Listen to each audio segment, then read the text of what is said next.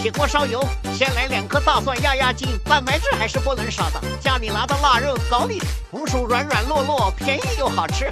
嘿嘿，主要是便宜，不能整多了，这玩意威力太大。来一个手撕番茄，可以看出来汁水还是很丰富的。要糊了，赶紧来一碗恒河水，剩的这半根胡萝卜放下去补充维生素。评估也不知道补充啥，反正我也做不出啥好菜，再不吃也要浪费了。青椒不管是调味还是调色都是不错的选择。